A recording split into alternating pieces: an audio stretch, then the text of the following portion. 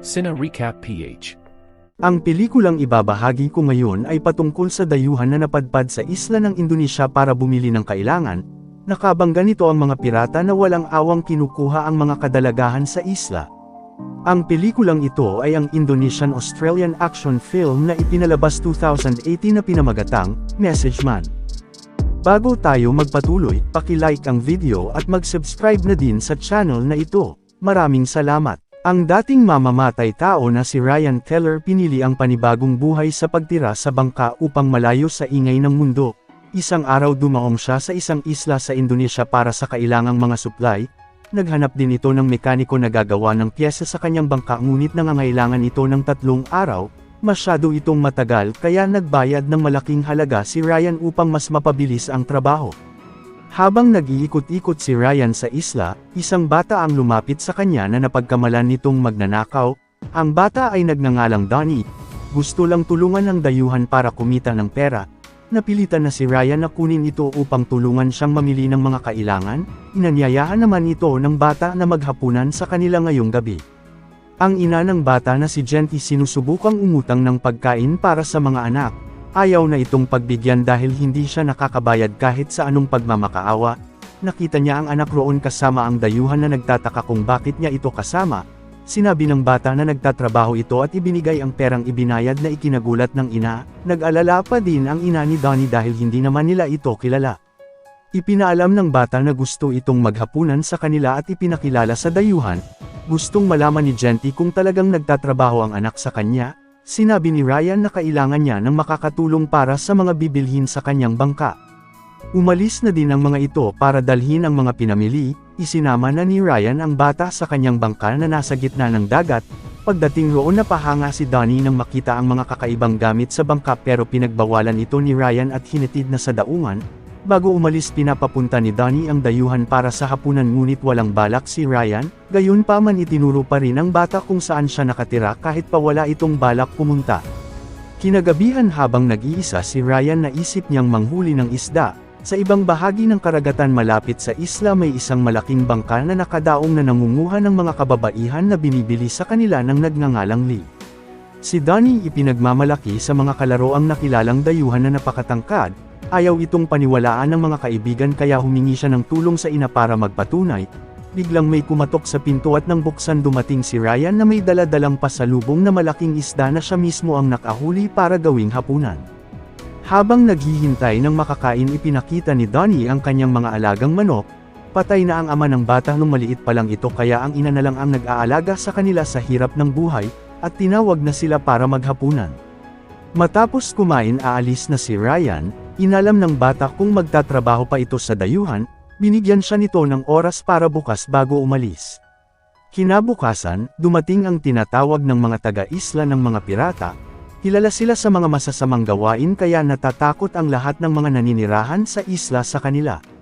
Tinuruan naman ni Ryan ang bata sa paggamit ng pana para sa paghuli ng isda. Nagulat na lang ang ina nito nang may dala siyang isda kasama ulit ang dayuhan. Pero umalis sandali si Ryan upang kunin ang pinapagawang piyesa para sa bangka. Subalit hindi polido ang pagkakagawa, pinaayos niya ulit ito na aabot na naman ng 5 araw. Samantala, ang mga pirata inatake ang mga taga-isla kagaya ng lagi nilang ginagawa para kunin ang kani-kanilang mga anak na babae. Nakabalik na rin si Ryan sa bahay ng mag-ina at doon na ito nagpalipas ng gabi.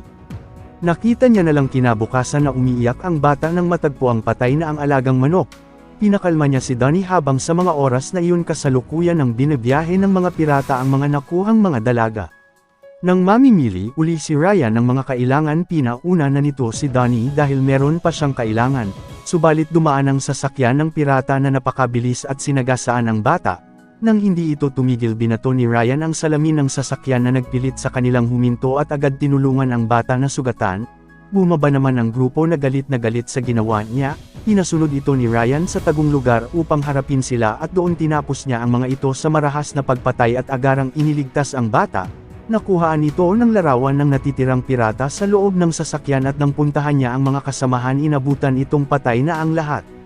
Pagdating sa bahay nabigla ang ina ni Donnie nang makita ang kalagayan ng anak.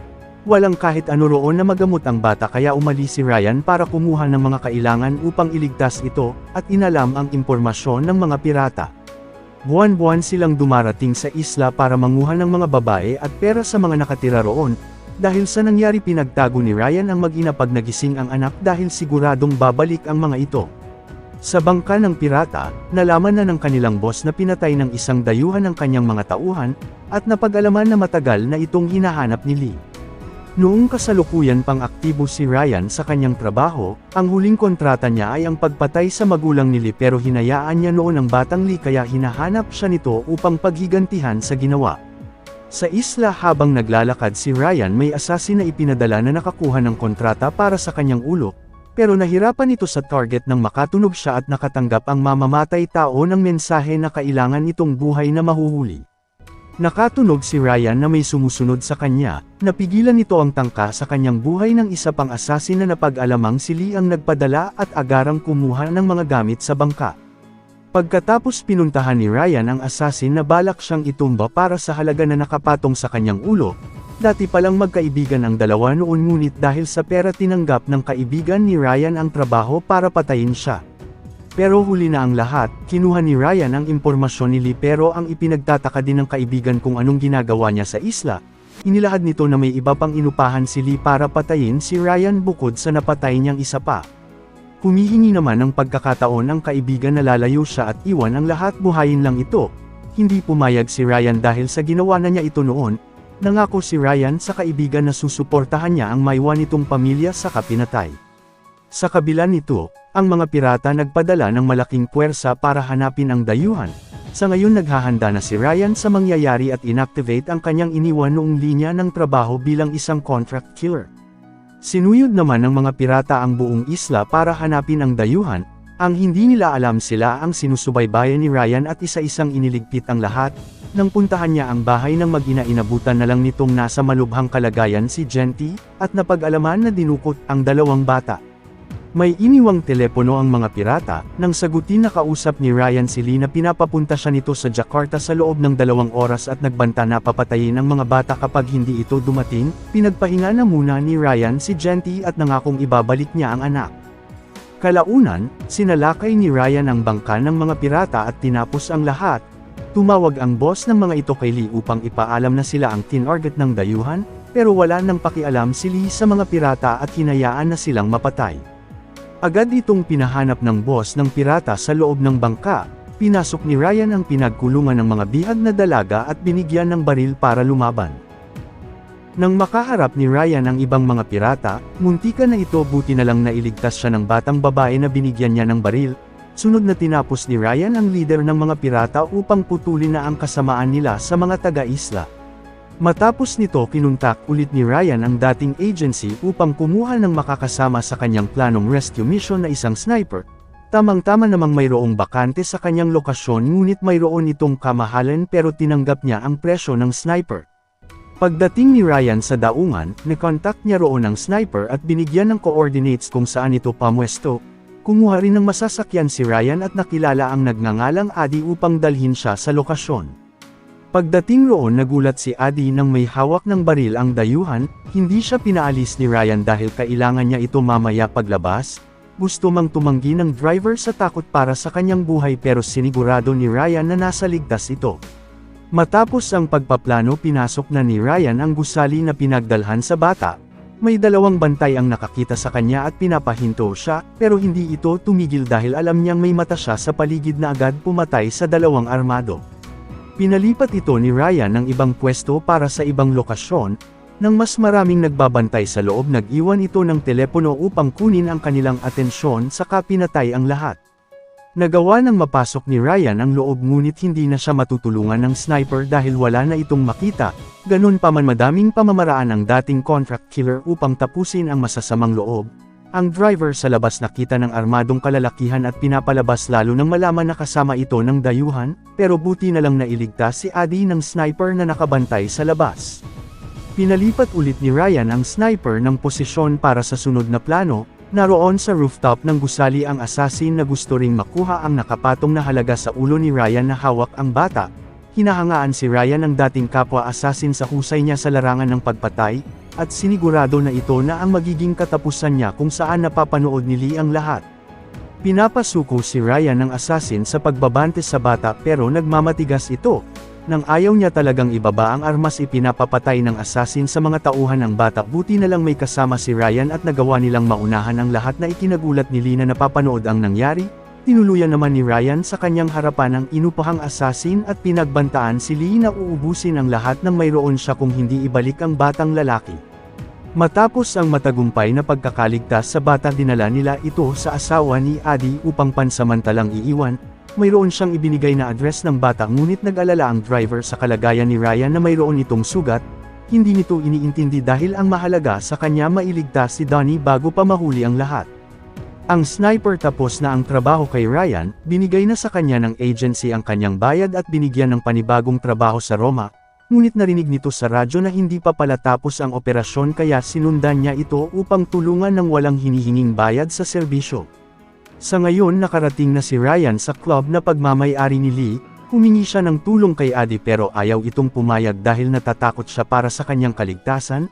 Wala nang ibang makakatulong pa kay Ryan upang ligtas ang bata kaya napilitan din ang driver sa muling pagkakataon. Para mapasok ang club, si Addie ang pinakilos niya sa pagpapanggap na mayaman upang bayaran ang mga security. Ang totoo may inilagay palang pampasabog si Ryan sa mga pera na mas magpapadali sa kanyang mapabagsak ang mga ito. Pagpasok nakaharap ni Ryan ang mga tao ni Lee na napakarami, pinagtulungan si Ryan dahilan ng nahuli siya pero mabilis lang itong nakatakas at sa tulong na rin ng sniper na dumating rin sa lugar.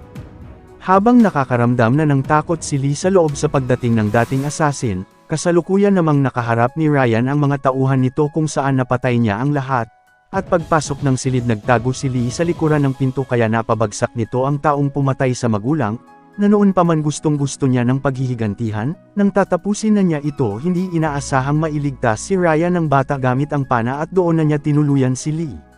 Matapos ang lahat, paalis na rin si Addie pero may nakita siyang nakasulat sa larawan na numero. Kinabukasan ng magising ito may nakitang kahon si Addie sa likuran ng sasakyan. Naalala niya ang numero sa likod ng larawan at nang buksan naglalaman ito ng mahalagang bagay na kabayaran sa lahat ng kanyang tulong mula sa dayuhan ngunit hindi na niya ito nakita. Dito na nagtatapos ang ating kwento, sana nagustuhan nyo. I-like ang video at mag-subscribe na din sa channel na ito. Maraming salamat sa panunood, hanggang sa muli. Paalam!